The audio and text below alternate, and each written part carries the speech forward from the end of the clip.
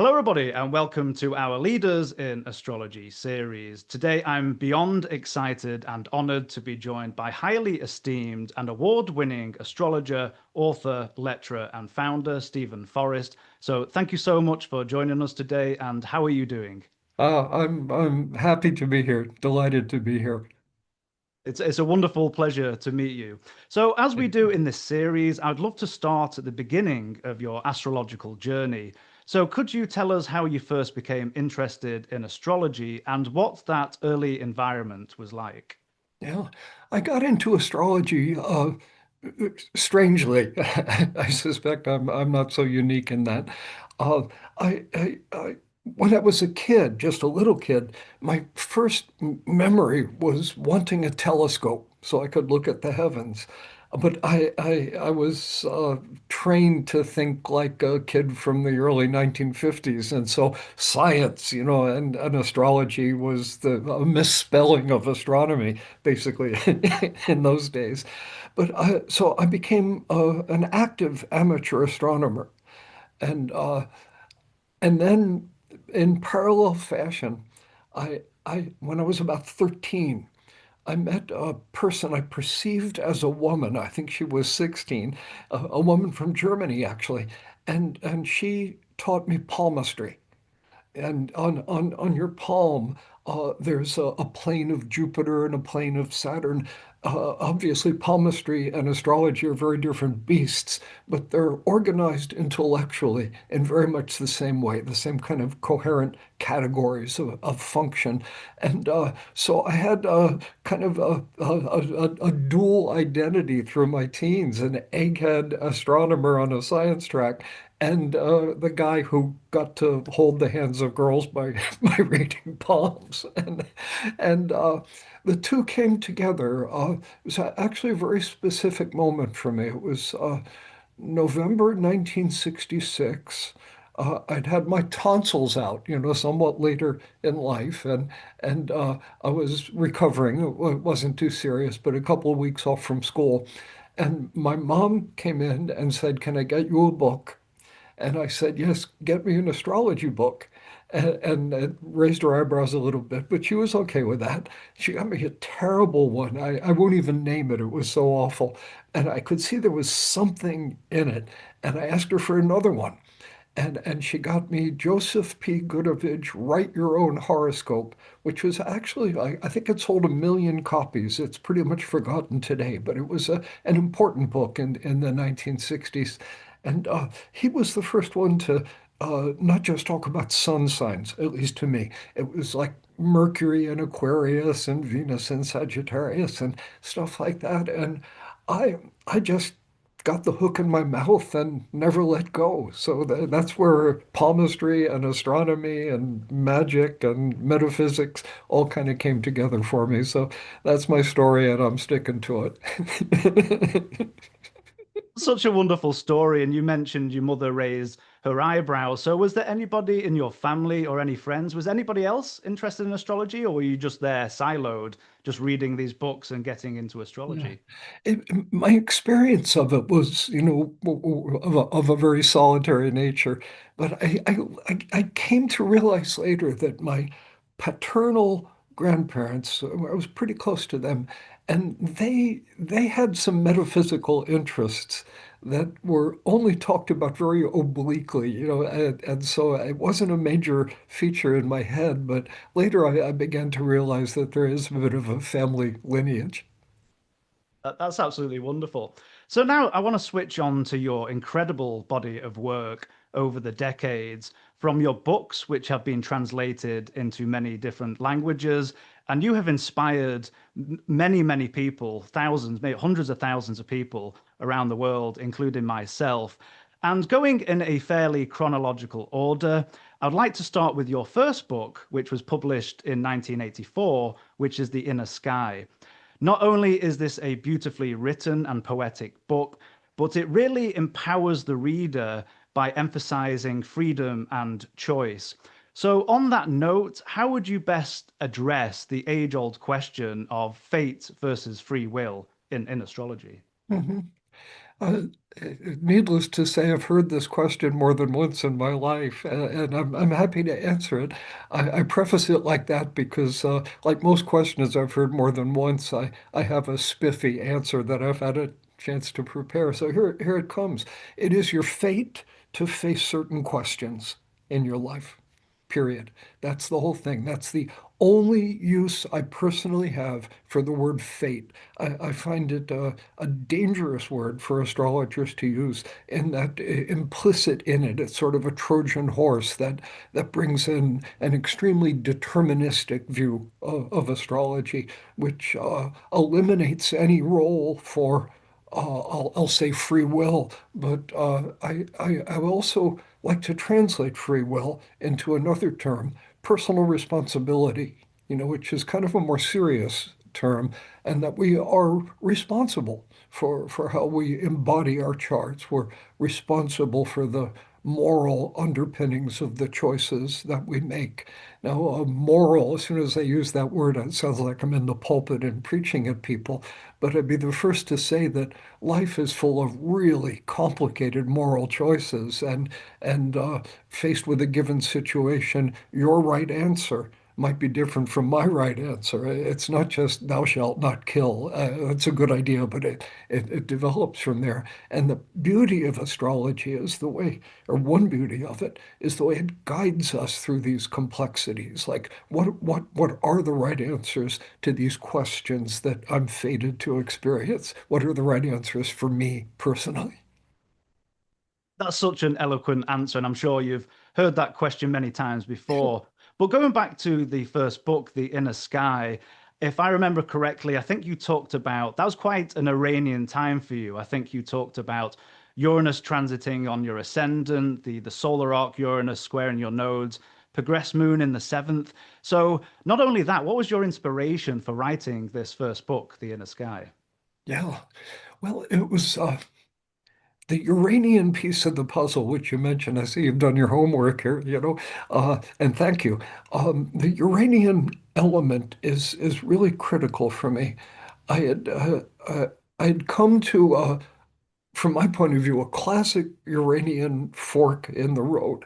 To me, the fundamental evolutionary meaning of that planet is the fine art of being true to yourself. And of course, so what is myself becomes kind of a complicated question. And so there I was in my early 30s, the planet Uranus crisscrossing over my ascendant, early 20s of Scorpio.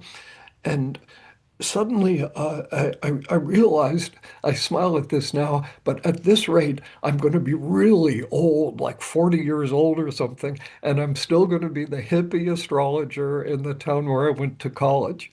And, it's time I woke up and smelled the coffee, get a real job, go back to university and get my doctorate either in psychology or perhaps religion. I graduated in religion, maybe become a professor. And so wake up and, act like a grown-up, which would have been a false life for me. And then I realized, I have an astrological practice. I'm paying my bills with it. I love this stuff. Maybe I'm going to grow up and be an astrologer. Maybe I just grew up and this is it. And that scared me, but it was the right answer for me. And in this case, I serve as a good example here. I sometimes I serve quite well as a bad example, but in this case, I did well. I was true to myself. I sorted that out. And then one of my many astrologers, speaking of the planet Uranus, use a catchphrase: "Expect the unexpected." And of course, that's extremely hard to do. How would I ever have expected that? And nobody would have expected it. But it does correlate with the reality of unpredictable, long shot kinds of things tending to happen in Uranian times. Quite accurate. And so I made this decision in myself. I'm an astrologer. And within a few months, my telephone rang, and it was a literary agent in New York City who'd heard about my work, kind of a long story there, behind my back, and wanted to know if I might like to write a sample chapter in an outline. She'd mark it on spec, and 6 weeks later, I had a deal with Bantam Books, which was the biggest English language publisher on the planet, at that point. And I relate it to choosing to be true to myself, which then triggers that Uranian expect the unexpected magic. I think that's how the universe works. I think that's absolutely wonderful and a great advice for everyone to be true to themselves and follow their path. I think that's absolutely wonderful. So, next, I want to move to your next highly acclaimed book, which is The Changing Sky. Yeah. And here the focus is on predictive astrology. So, whether we're talking about the actual movements of the planets with transits or symbolically with progressions, the again the emphasis here with many of your books is the evolution of the individual and how best they can operate in this lifetime. So given that, how would you best define evolutionary astrology? Oh, yeah. It's, broadly, I would say evolutionary astrology is the marriage or the synthesis of obviously technical astrology, modern psychology, and ancient metaphysics. We put all three of them together, and you've got evolutionary astrology. Absolutely wonderful. Next, I would like to talk about another brilliant book you wrote, which was called The Night Speaks. And here you offer a model for how astrology works. And I have you quoted here as saying in my notes, I love astrology passionately. Every day I see it helping people, but on the street, astrology is still mostly viewed as silliness. Anyone who believes in it is taken for a fool, which again still largely applies to this day. And as we know in modern Western society, astrology is still sandwiched between both a theological and a materialistic science intolerance of astrology, and is still looked down upon to this day largely in society. Yeah. So, how can best astrologers operate in a world where this still exists? And how can we best explain to the skeptics out there of the power of astrology? Yeah, yeah, these are incredibly pressing questions, and I thank you for them. Um, and when I wrote The Night Speaks, the underlying idea was I'd written several how to do astrology books, and The Night Speaks was intended as why to do astrology. So it's a more philosophical kind of book, and it took on the incredibly difficult problem of trying to convince people that astrology is not evidence of being weak in the head, that there are reasons to believe it. And I straddled a kind of tightrope in writing that book. Um, I, there's a lot of science in The Night Speaks, and there are plenty of objective, replicable experiments, and that will correlate the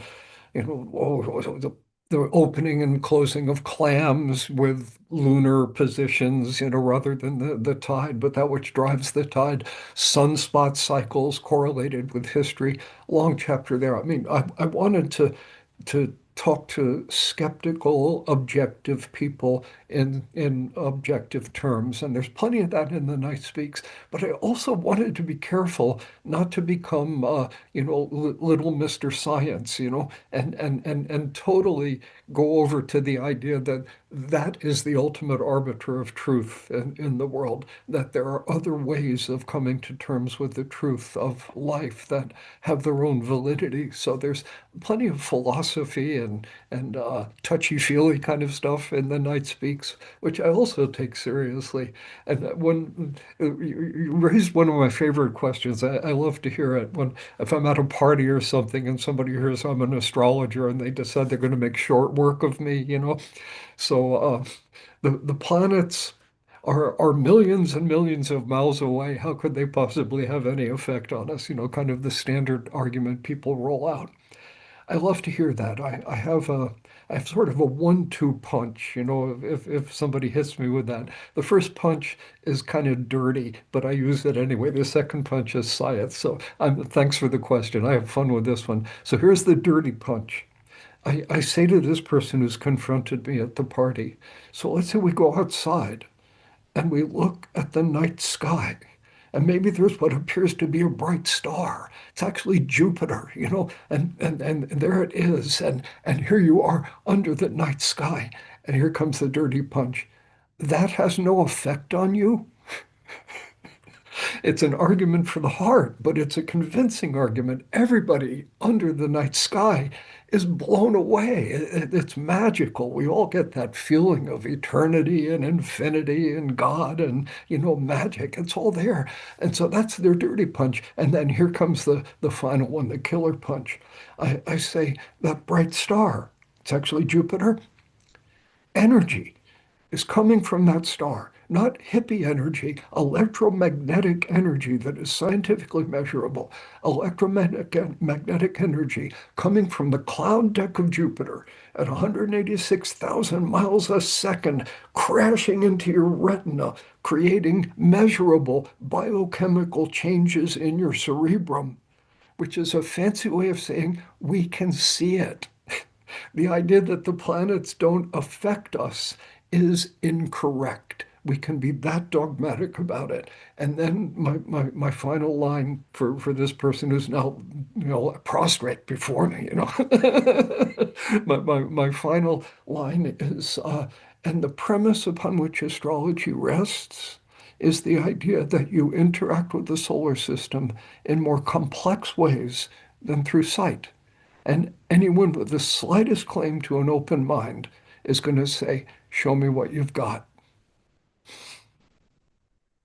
That's absolutely wonderful. The 1-2 punch and how eloquently you speak is just absolutely wonderful. Thanks. So now I'd like to move on, going slightly out of a chronological order. I would like to talk about the outer planets and essentially combine two of your books, which is the book on Pluto and the book of Neptune.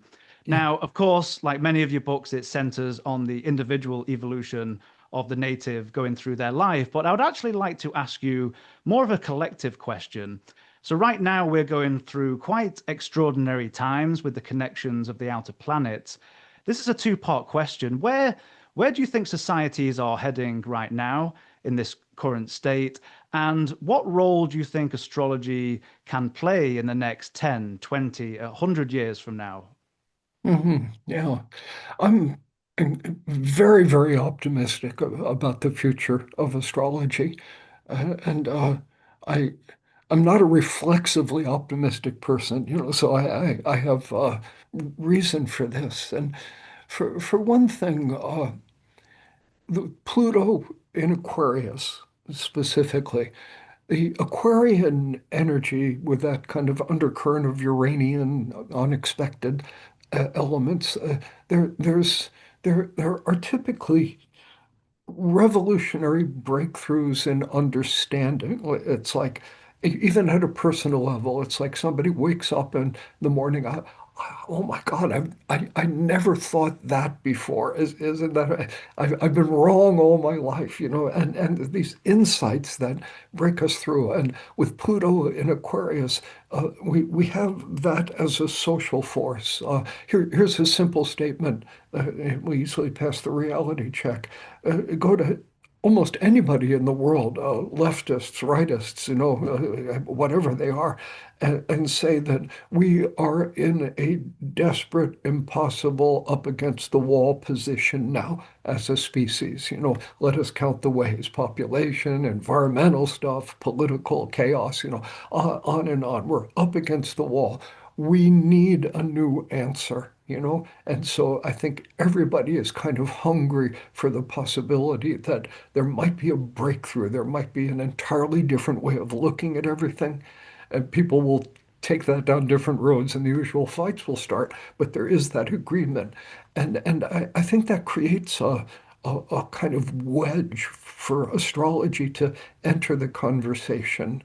And so here's a scene. I'm confident this has played out countless times in variations. Get a group of people, let's say hard-nosed business folks in a corporate kind of situation, and they hired a consultant for $50,000 who told them one thing and weren't too sure it's true. They hired another consultant, $75,000, told them the opposite thing. And the CEO in desperation is saying, we've wasted all this money. At this point, we might as well ask an astrologer, and he says it cynically. And somebody in the circle says, actually, that might not be a bad idea. I had an astrological reading. It's crazy, but there's something to that stuff. And another person in the circle, me too. It's like we're slowly winning the war for hearts and minds. There's still the official position that you have to be crazy to be an astrologer, but lots of folks are kind of taking it into their lives. And I think we're on the cusp of that famous 100th monkey moment, where suddenly everybody admits they have an astrologer.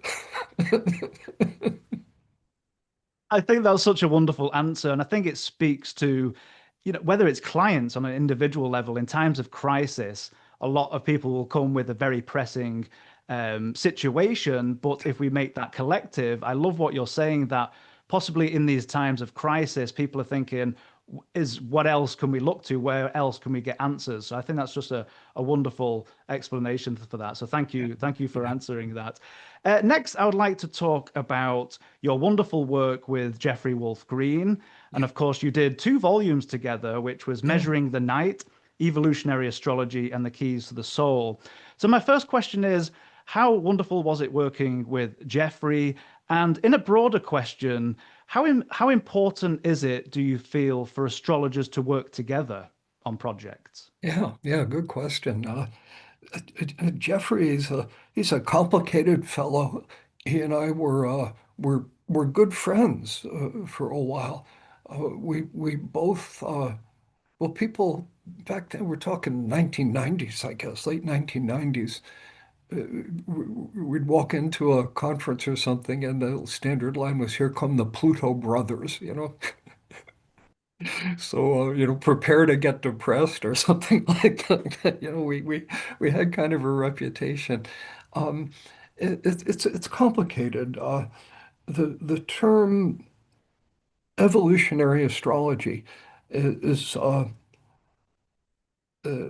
delicate area. Jeff Green and his school have kind of claimed that term and they write it with capital letters, capital E, capital A. I use the term myself. I like to make a religion out of not capitalizing it so that the term evolutionary astrology, as I use it, is a term like psychological astrology or traditional astrology, kind of Big Tent, broad reference. Um, there's some tension there. Like I stole it. I stole the term. People have said that. I'm not sure what Jeff thinks. I've not seen him for a long time. His health is not good. But just a simple refutation of that. My first book, The Inner Sky, came out in 1984, and it has the term evolutionary astrology in it, references to reincarnation, and so all the basic stuff is there. Jeff's first book came out in 1985, Pluto, The Evolutionary Journey of the Soul. He used the term, so I used it before he did. Not that it's an argument. Ray Merriman used it before either of us did in the late 1970s. He wrote a book called Evolutionary Astrology. If we take evolutionary astrology with the small e and the small a, as I like to do it, even though, as near as I can tell, Ray Merriman was the first one to use the term, you get psychology and reincarnation and the work of many of like the English theosophical astrologers from the late 19th and early 20th centuries. I just wrote a piece for my website saying that I think the earliest I can trace the roots of evolutionary astrology goes back to about the second century AD with the Gnostics, the Gnostics who a complicated term and again, kind of a big tent. There are a lot of different kinds of Gnostics, but many of them believed in reincarnation and used astrological metaphors to describe the journey of the soul. So, uh, evolutionary astrology, I think, is ancient. Now, Jeff is brilliant in his own way and came up with a whole set of really unique techniques. Many of which I like and use, and I learned from him, and I think he learned from me. Some of them I reject. Pluto says, or Jeff says, Pluto is the soul, represents the soul. I disagree with that. I think Pluto is, if I had to reduce it to one word, the wound.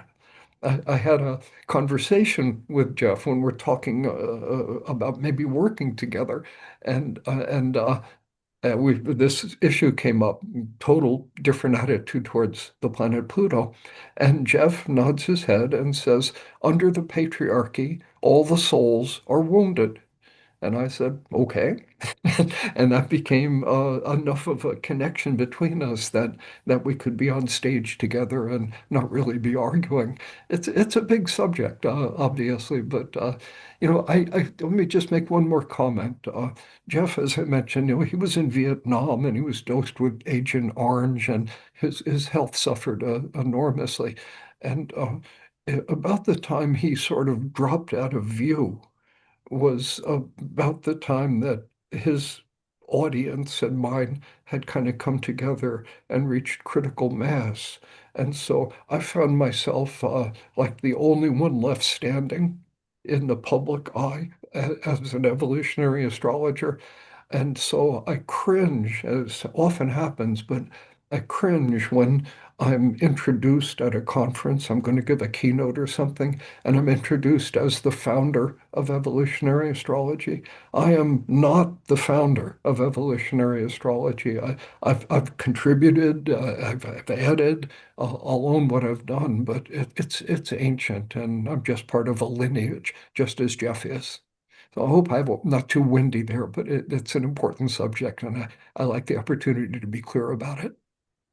Thank you so much for diving into the history of that. And it sounds like, like in any relationships, there can be complex matters, but also what can come out of that is healthy debate.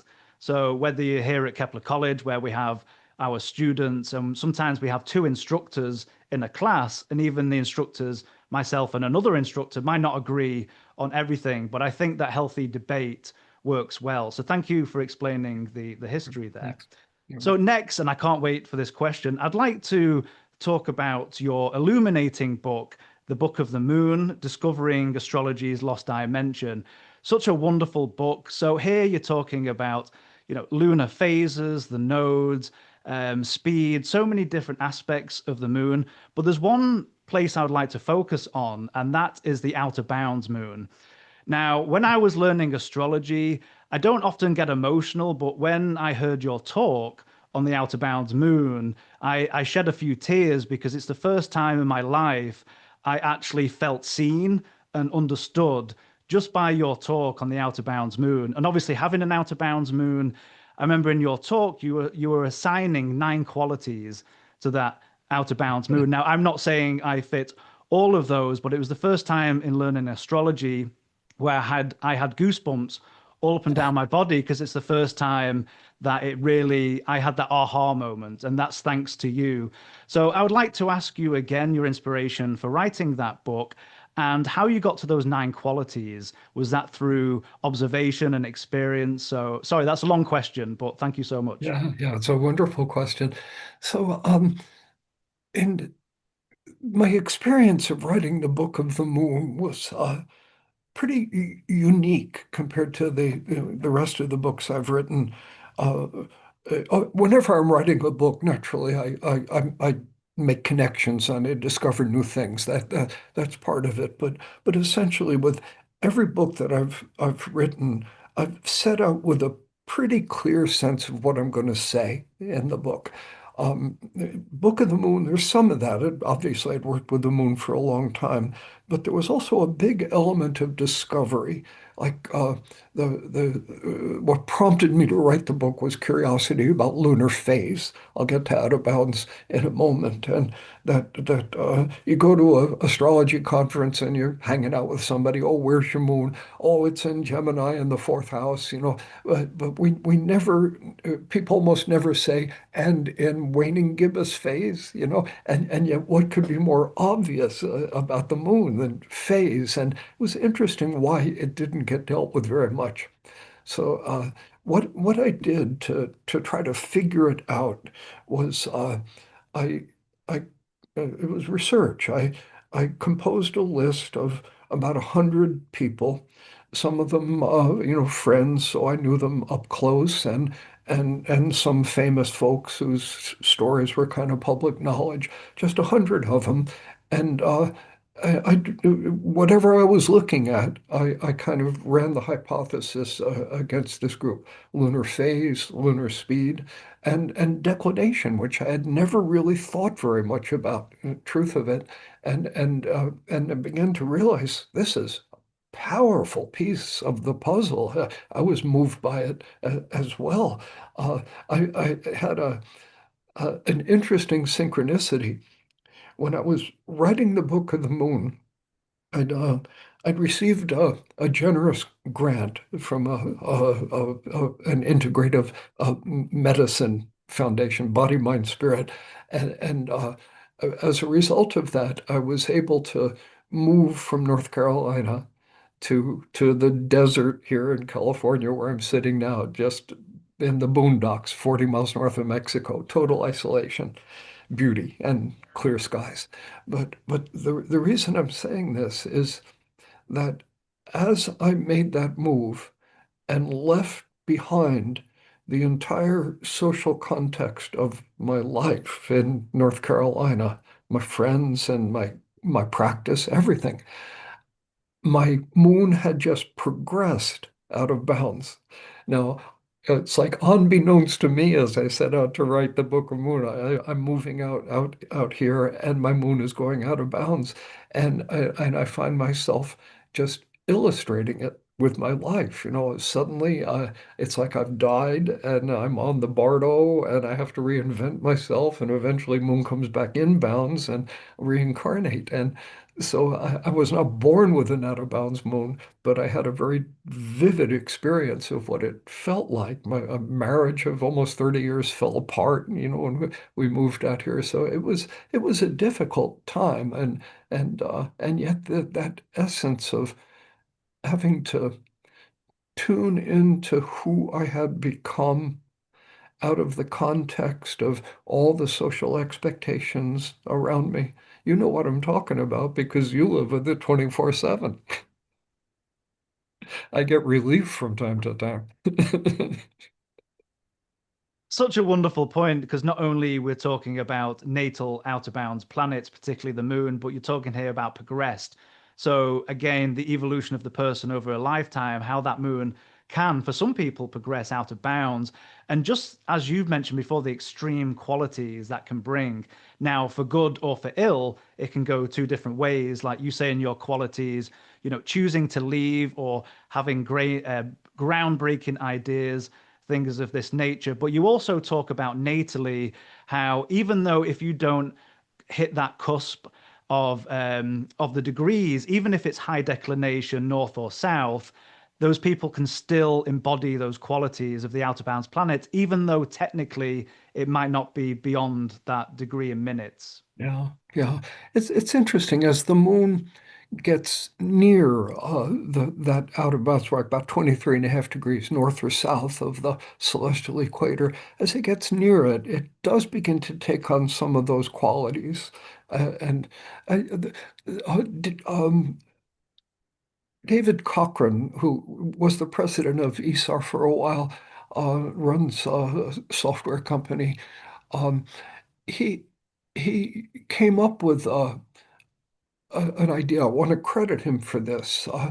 I was actually using my chart as an example in a class he was teaching, and I have a lot of planets that are a high declination, but not quite out of bounds, like above maybe 22, 21, 22 degrees. And I really want to credit David Cochran for this because this is his insight. He said that people whose charts are like that are they're able to build a bridge between kind of conventional consensual reality and its inhabitants and these new possibilities that they have 1 foot in bounds and 1 foot out of bounds, so to speak. I'm not sure that was his metaphor. And I've found that certainly accurate personally, but it stood the test of time in terms of me working with clients who are in that condition. They can relate very strongly to that too. So we're kind of translators of the future into the present, you know? Yeah. Well, thank you so much, and it was very meaningful for me. So thank you so much. I'd be remiss with not talking about the moon without talking about the nodes. Now, I do apologize if you've heard this question a million times, but for people out there who are still thinking about how to delineate the nodes, can you just give an explanation of how we should think about both the south and the north node? Yeah, sure. It's absolutely fundamental to evolutionary astrology. Uh, I'm going to answer this one sort of broadly, I think. First, I'm at an astrology conference. Oh, you're the evolutionary astrologer. You believe in reincarnation. That's the first thing everybody thinks of. And yeah, I do. Guilty as charged. But the way I like to relate to that observation is like reincarnation, yeah, but try this. I look the person right in the eye and I say, think how dumb you were 10 years ago. It's always kind of the people who get offended are the real dummies. The ones who realize that's a compliment, think the progress you've made in the last 10 years. That's really what it's about. You're evolving.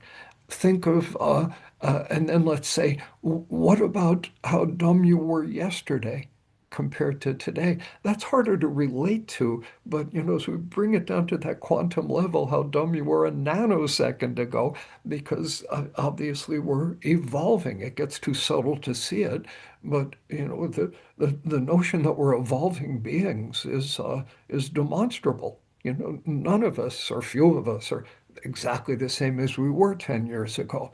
And then, I go micro, micro, micro to nanoseconds, but let's go macro, macro, like how dumb were you 100 years ago? And somebody says, I'm not 100. And I look at them meaningfully and say, your body may not be 100 years old, but how old is your soul? And this, here I'm in the pulpit here again, which I spent some time there, obviously.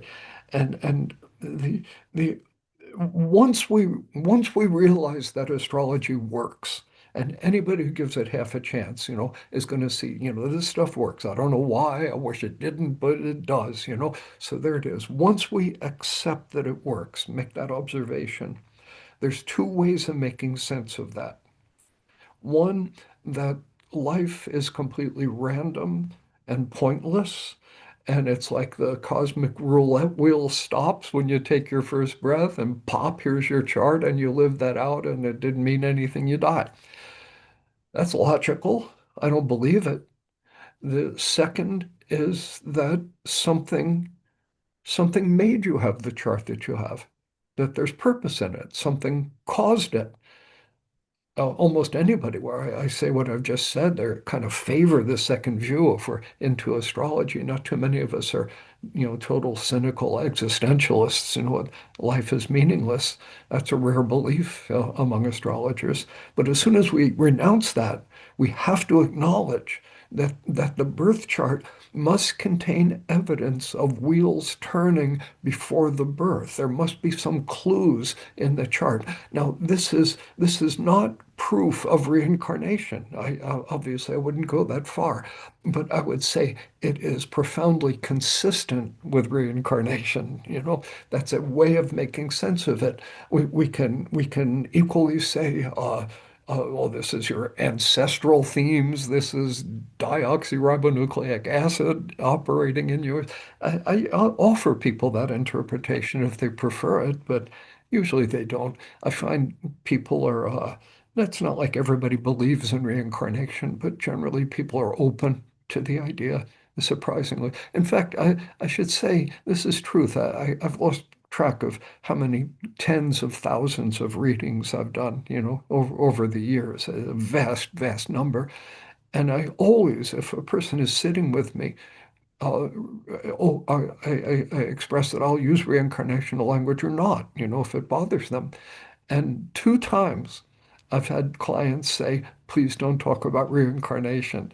And here's the corker. One of them was a professor at Catholic University in Washington, D.C., who came back, obvious theological axe to grind, and he came back a few years later and said, "Okay, tell me about my past lives this time." So I'm down to one psychotherapist in Marin County in California, of all places, who didn't want to hear about past lives. So go figure. So all of this is, I haven't mentioned the nodes of the moon yet, which is the heart of your question. But this is the understanding. The south node of the moon represents not not a guided tour of all your past lives, which would take months, presumably. It's much more focused. The south node of the moon represents unresolved karma that has ripened. There it is in one sentence. That's the whole thing. Unresolved karma, something that hurt you, something holding you back, maybe something you got wrong in a past life, and it's ripened, which means we're going to see evidence of it in this lifetime because it's up for you to deal with it in this lifetime. You're ready to deal with it, and that's the South Node. And we will always. I'm totally dogmatic about this. We will always see evidence of the prior life story in the present life. Some misinformed or perhaps worse people choosing to attack evolutionary astrology some years ago. I won't name names here. Uh, they set up the straw man that Steven Forrest says he can see your past lives. Well, how can he prove that? He can't prove that, so therefore he's a charlatan. And first, I never claim literalism. Astrology is symbolism, not literalism.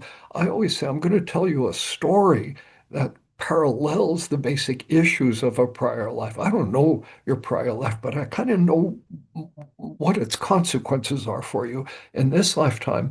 And then the accusation that there's no way to prove or disprove past life stuff, fair enough. I agree with that. But the leg we have to stand on is that if the story I tell is accurate, we will see evidence for it in the present life in terms of persistent problematic patterns that constantly emerge in your life. And then the good news, here's how to fix them. Here's how to get beyond it. Here's the method, that we're ultimately all about helping and healing, not just being amazing. Absolutely wonderful. Thank you so much. And now I'd like to talk about the best interview I have ever seen, and that is your interview with the great Robert Hand. Oh, yeah.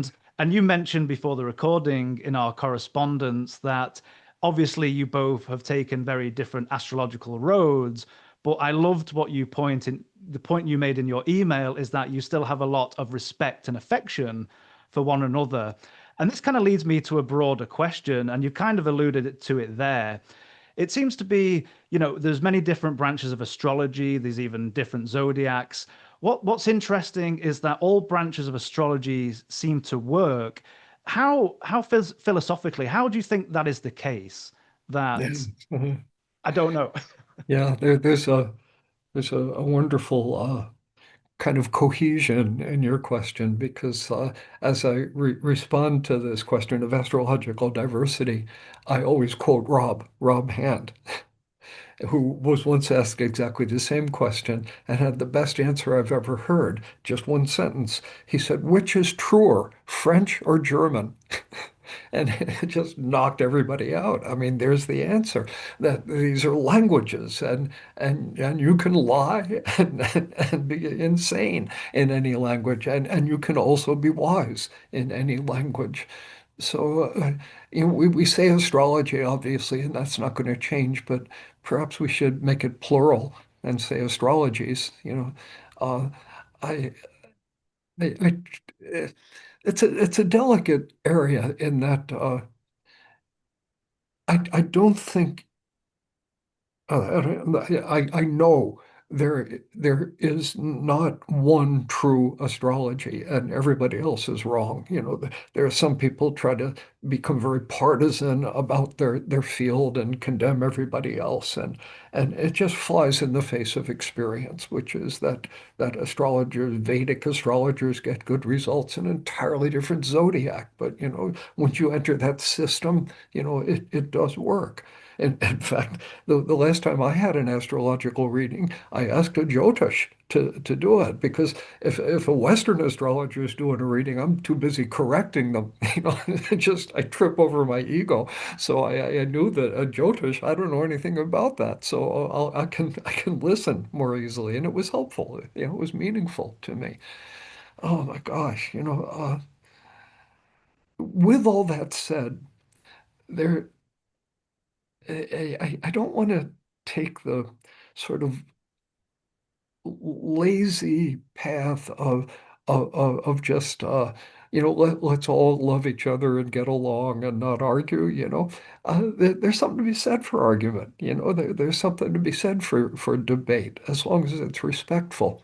uh, I've never argued with Rob Hand, but you can see our respect for each other, but our different philosophies in that interview that you mentioned. And I have a similar relationship with Chris Brennan, who's sort of taken on the mantle of the leader of the traditional astrology movement lately. And he's a gentleman. I have tremendous respect for him. We look at things very differently, but that doesn't mean we don't like each other. So the pettiness has frankly it was so painful and offensive for me that it's driven a bit of a wedge between me and the astrological community is the truth of it. I don't want to exaggerate that. I go to conferences and I have lots of friends but there are times when the attacks on me became personal and that it was like I fought for what I believed in, but there's that famous karate move of walking away from the fight. So sometimes I've had to do that. One more line here, like being windy about this because it's a charged subject for me. But even though I think respect for astrological diversity is the higher ground, is the higher virtue, I have never met an astrologer who was practicing the second best kind of astrology they had ever discovered. We start out, we get a little taste of everything and something works for us and so deep down inside we all think what we're doing is the best kind, and it's nothing to be ashamed of, it's just human. This works best for me, so this is what I'm going to do, No offense in that. It's like, how can we do that and still be respectful of each other and recognize that the truth of astrology is beyond what any one person could ever understand. I love that. And I think the key statement there is respect. And as Yeah. you're saying, having healthy debates is very healthy for any world subject, but having that respect and agreeing to disagree is such a wonderful. So thank you so much for sharing Yeah. that very charged subject. And now I'd like to switch on to your incredibly successful School of Astrology. I speak to many former students of yours who have gone off and done amazing work. And I would just like to understand the process of putting that school together and how that's developed over the years. Yeah, yeah, well, thank you. Yeah, it's my pride and joy, kind of my baby, you know. So I got to a point where I was frustrated by the hour and 15-minute lecture, at astrology conferences.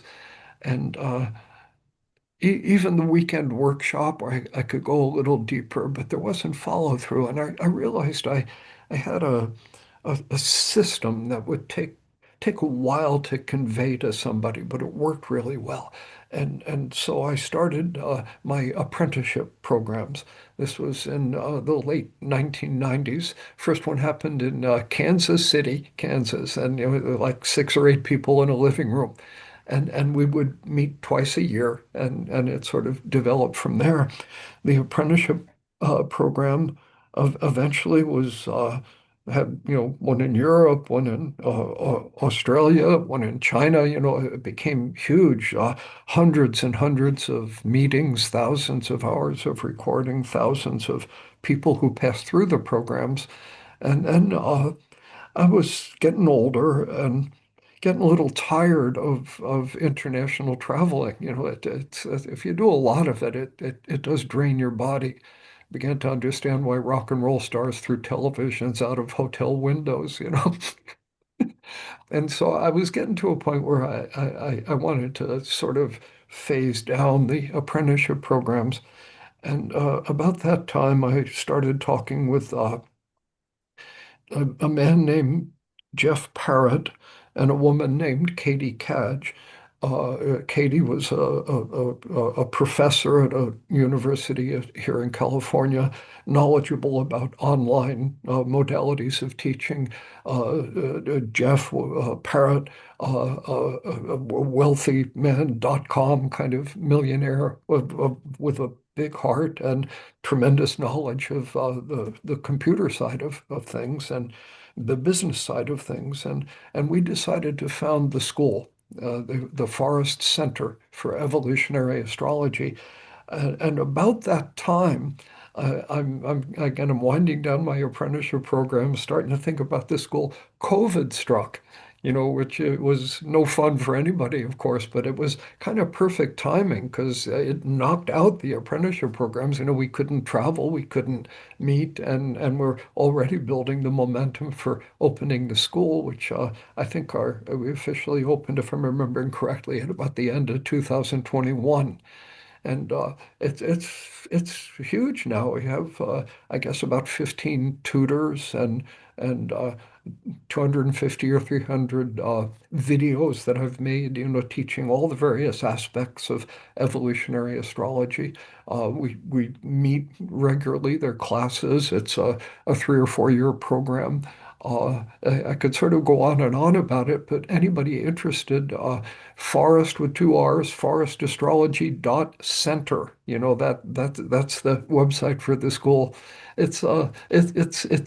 It surprised me. I was a little nervous, meeting on Zoom, afraid of a kind of coldness or impersonality. I miss the hugs and the human side of the live programs. I have been delighted at how intimate it's possible to become with someone where you've never been in the same room with them. That Zoom surprised me. It works better than I thought it would. The heart seems to be able to get across. That's absolutely wonderful. And for everybody watching, I'll leave a link to the website in the description and comment boxes as well. Thanks. So, thinking broadly again, after again your incredible body of work over the decades, what would you say? This might be a difficult question. What would you say you're most proud of, or would it just be the encapsulation of everything? Is there anything you're most proud of in your work? Well, in terms of my work, it would be the Four Elements books, among the most recent of my works. This was actually part of the synchronistic wave that we were just talking about in terms of the school. Uh, an idea hit me. It was somewhat astrologically propelled. Saturn was about to pass through Capricorn. I have a lot of Capricorn energy, and I knew that the way to stave off bleak despair during a Saturn time is to get your teeth into a project. That you're going to be exhausted or you're going to be depressed. With Saturn, take your pick. And exhausted is better. Maybe you have something to show for it. And so, oh, maybe I should write a book. But that wasn't challenging enough, because I got kind of used to writing books, and so what hit me, it's almost embarrassing to say this, but maybe I should write down everything I know about astrology. And it's like, oh my God, okay, that fills me with awe for Lord Saturn. It's like, how could I possibly do that? And obviously, I couldn't. But that was the guiding principle with the Book of Fire and the Book of Earth, the Book of Air, the Book of Water.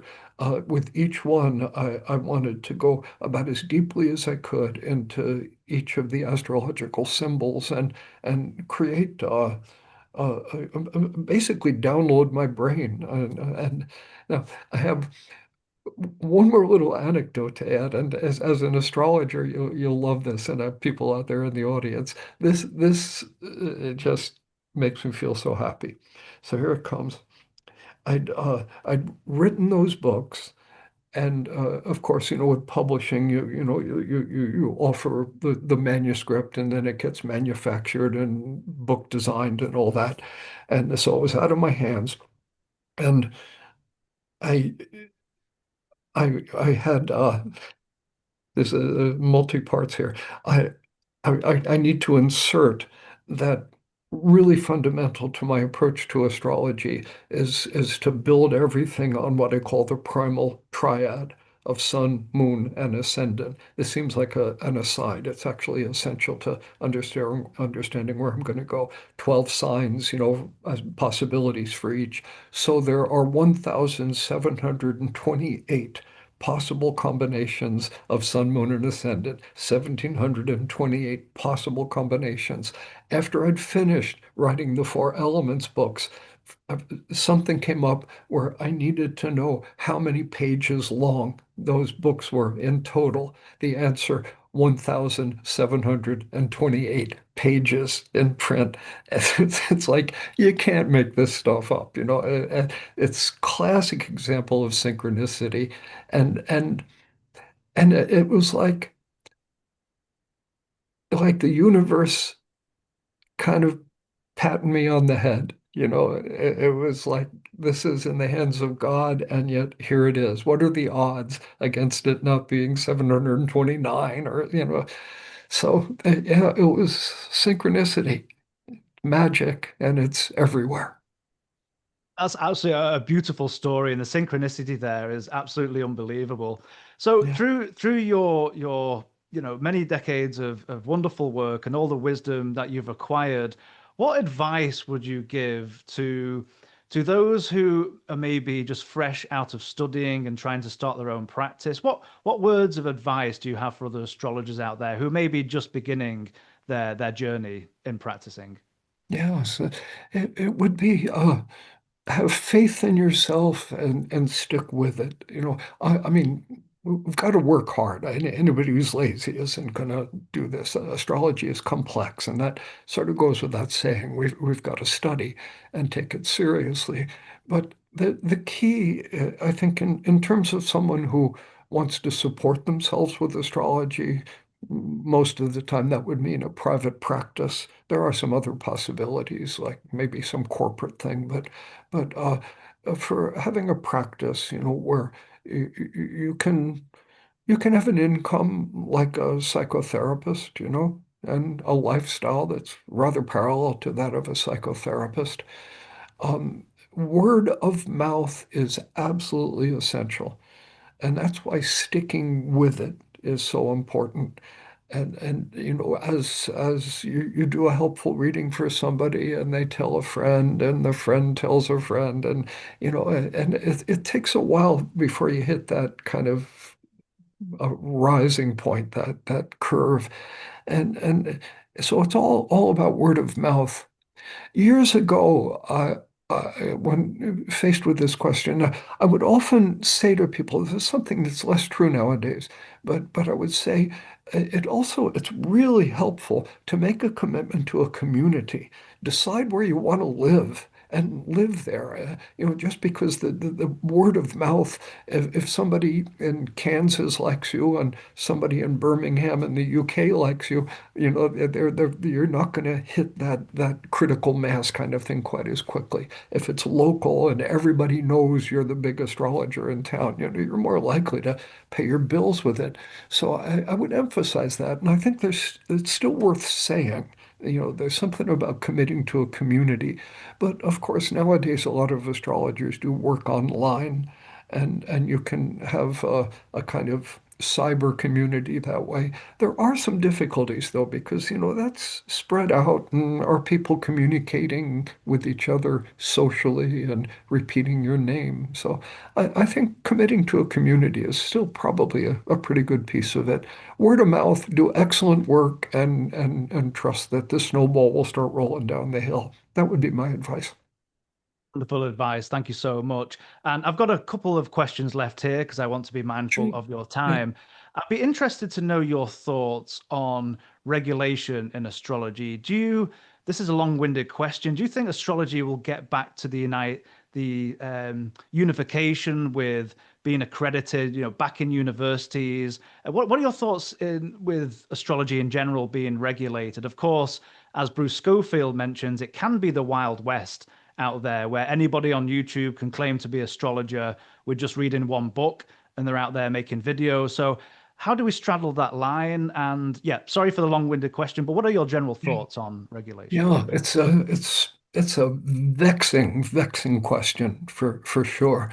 Uh, in principle, standards and regulation make sense, and Bruce Schofield is totally right. There are people who know almost nothing, or people who actually have erroneous, damaging information out there with 25,000 views on their YouTube channel, and that's a catastrophe. But then.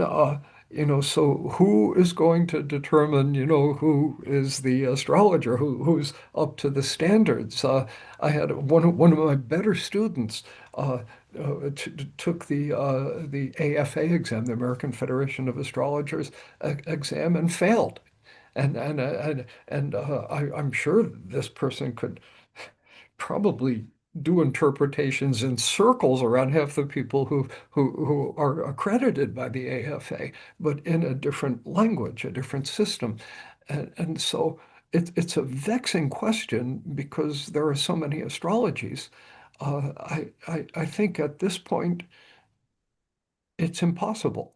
In fact, I would discourage us from attempting to regulate now. I feel a little funny saying that, but the reason is that as I say, I do think it's impossible to find agreed upon standards. And so what inevitably happens is we have the Holy Inquisition, of whichever kind of astrology was dominant, and the traditional astrologers putting the evolutionary astrologers to death, or vice versa. And it's the last thing we need. And so I just don't think the time is right. I would say a right step in that direction is, and we already see this, codes of ethics, that are established where we have not technical astrological principles, but ethical principles, and at least, maybe we can do some regulation there. Although even there, that becomes really complicated. 20 years ago, I was helping to rewrite yet again the ESAR's Code of Ethics. I was on the committee with 4 or 5 other astrologers, and we'd run into things like a question like sexual attraction between yourself and a client. It's a classic ethical issue, and not to shame anybody's sexuality. People get attracted to each other, and so we all agreed. Obvious. Don't feel up your client as on the way out of the first session. But beyond that, it's like, when is it appropriate to start a personal relationship with someone with whom you've had an astrological relationship.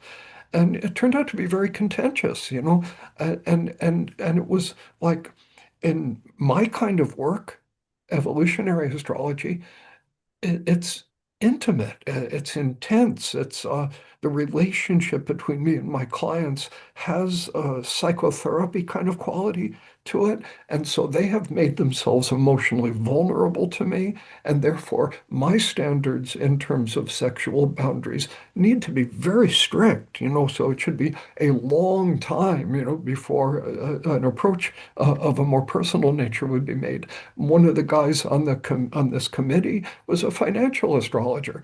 And he's saying it's much less personal. I'm helping people make investments, and they are not as emotionally vulnerable to me. So I should be able to have sex with them the next day, right? I mean, he didn't quite put it like that, but that it was clearly had a leg to stand on. That's a different kind of relationship. So astrological ethics, even that's a big frontier. But I think it's the place where we start in a general move towards ultimate regulation, if that ever happens. Good Thank you. question.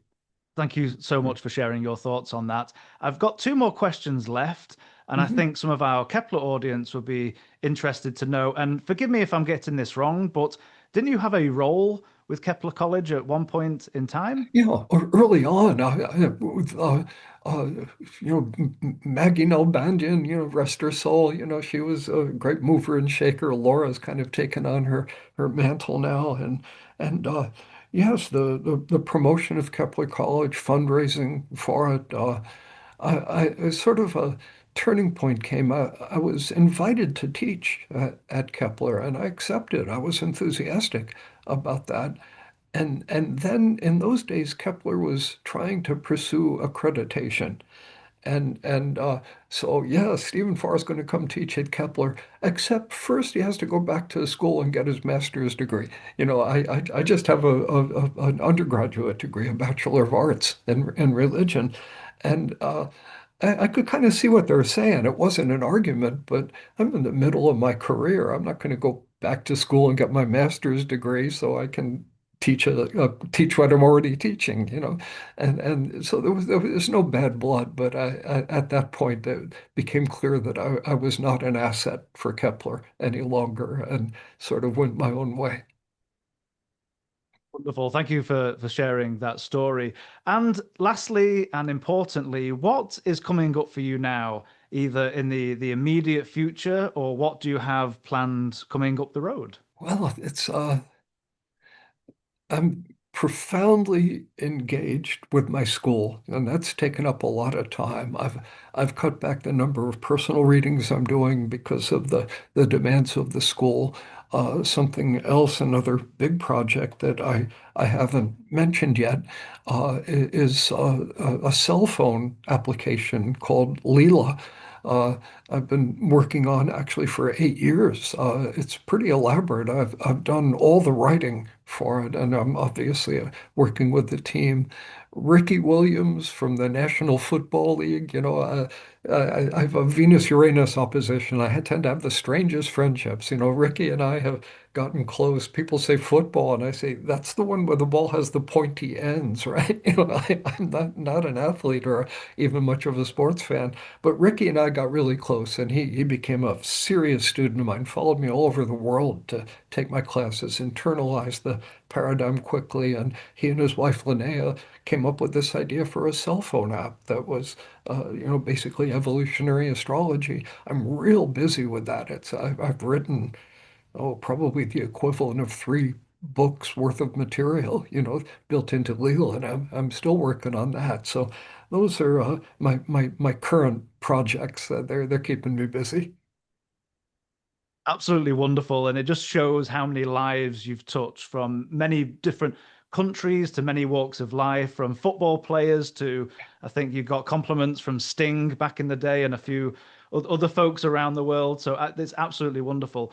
Well, Stephen, thank you so much for an enlightening conversation. And it's been very much an honor and a privilege to speak to you today. So thank you so much for coming on this Leaders in Astrology series. And I hope these videos serve well for many years to come, to people to come in to Good. learn.